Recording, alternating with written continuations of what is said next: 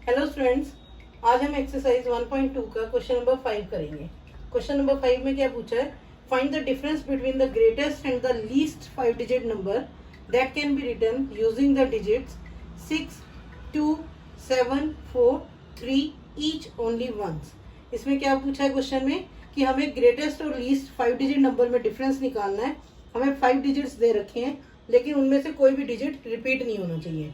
तो हम सबसे पहले ग्रेटेस्ट 5 डिजिट नंबर बना लेंगे 7, 6, 4, 3, 2, और इसी के साथ लीस्ट या स्मॉलेस्ट 5 डिजिट नंबर क्या हो जाएगा, उसी को रिवर्स करके लिख दीजिए 2, 3, 4, 6, 7। और तो इसी का डिफरेंस पूछा है उसने कि difference between the greatest and the smallest number.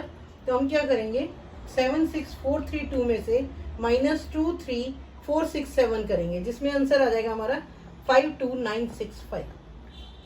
हम क्वेश्चन नंबर 6 करेंगे। A machine on an average manufactures 2825 screws a day.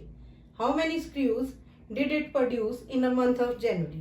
तो इस क्वेश्चन में क्या पूछा है कि एक मशीन जो है वो एवरेज कितने स्क्रूज बनाती है एक दिन में, 2825। और अब उसने पूछा है कि आप मंथ ऑफ जनवरी में बताइए कि वो कितना प्रोड्यूस कर रहा है। तो हमारे पास क्या दिया हुआ, गिवन क्या है, screws manufactured in a day is equal to 2825, और मंथ ऑफ जनवरी में कितने डेज होते हैं, 31।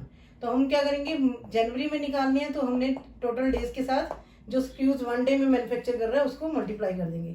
तो हमारे पास क्या आएगा, number of screws produced in January 2825 मल्टीप्लाई बाय 31।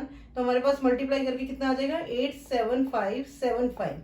तो हमारे पास आंसर क्या आ जाएगा, machine produced 87575 screws in the month of January. Question 7, a merchant had rupees 78592 with her. She placed an order for purchasing 40 radio sets at rupees 1200 each. How much will remain with her after the purchase? इस question में क्या दिया हुआ है कि एक merchant के पास rupees 78,592 है और उसने अब रेडियो सेट्स परचेज करने का, कितने रेडियो सेट्स परचेज करने का ऑर्डर दिया, 40। लेकिन एक रेडियो सेट की कॉस्ट कितनी बता रखी है, 1200 ईच। तो उसने पूछा है कि अगर उसके पास 78,592 रुपीज हैं और उसमें से अगर वो 40 रेडियो सेट्स ऑर्डर करता है जिसकी एक की कीमत जो है, एक की प्राइस जो है 1200 है, तो उसके बाद उसने पूछा कि उसके पास कितने पैसे बच गए उसको खर्च करने के बाद। तो हम क्या लिखेंगे, टोटल मनी हमारे पास कितनी है, 78,592, और उसने ऑर्डर कितना प्लेस किया है, 40 रेडियो सेट्स का, लेकिन एक रेडियो सेट की कॉस्ट कितनी है, 1200। तो हमारे पास 40 रेडियो सेट्स की कॉस्ट क्या आ जाएगी, हम क्या करेंगे, 40 मल्टीप्लाई बाय 1200, तो हमारे पास कॉस्ट आ जाएगी 48,000।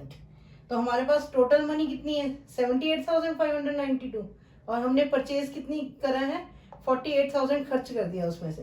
तो उसने पूछा कि उसके पास, मर्चेंट के पास कितने पैसे बच गए हैं उसके पास। तो हम क्या करेंगे, total money minus purchase cost minus कर देंगे, तो उसमें कितना बच जाएगा, 30,592। तो यही क्वेश्चन में पूछा गया है कि उसके पास कितना रिमेनिंग बचा है। तो हमारे पास उसके पास कितने मनी लेफ्ट हुई है, 30,592।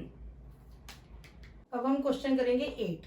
अ student multiplied 7236 by 65 instead of multiplying by 56। इसका क्या मतलब है कि इसमें क्वेश्चन में क्या दे रखा है कि एक स्टूडेंट को 7236 को 56 से मल्टीप्लाई करना था, लेकिन उसने क्या किया, 56 की बजाय 65 से मल्टीप्लाई कर दिया। तो उसमें पूछा क्या गया है, by how much was his answer greater than the correct answer. तो उसने कहा है कि अगर उसने गलती से 56 की जगह 65 से मल्टीप्लाई कर दिया है तो उसका जो आंसर है वो कितना बढ़ के आया है। तो इसमें हम क्या करेंगे, जो हमारा गलत फिगर है और जो सही फिगर है उन दोनों को आपस में माइनस कर लेंगे, तो हम उनका डिफरेंस निकाल लेंगे। जैसे डिफरेंस बिटवीन 65 एंड 56, हमारा डिफरेंस कितना आ गया, 9। तो अब हमारे पास उसने क्या पूछा, इसमें दोनों की मल्टीप्लिकेशन में डिफरेंस कितना आएगा। हमारे पास नंबर क्या था, 7236, इसको मल्टीप्लाई करेंगे हम डिफरेंस से, मतलब 9 से। तो हमारे पास आ जाएगा 65,124। तो अब हमारे पास उसने पूछा कितना था, कितना ज्यादा आंसर आया बढ़ के, हमारे पास सबसे बढ़ के आंसर कितना, ग्रेटर देन आंसर कितना आया है, 65,124। Thank you. अगर आपको ये क्वेश्चन समझ आ गए हैं और अब मेरा समझाया आपको समझ आया, कोई भी प्रॉब्लम है आप कमेंट में पूछ सकते हैं। और अगर आपको ये मेरा वीडियो पसंद आया, क्वेश्चन समझ आए हैं, तो आप प्लीज़ इसे लाइक करें, शेयर करें एंड सब्सक्राइब करें। Thank you.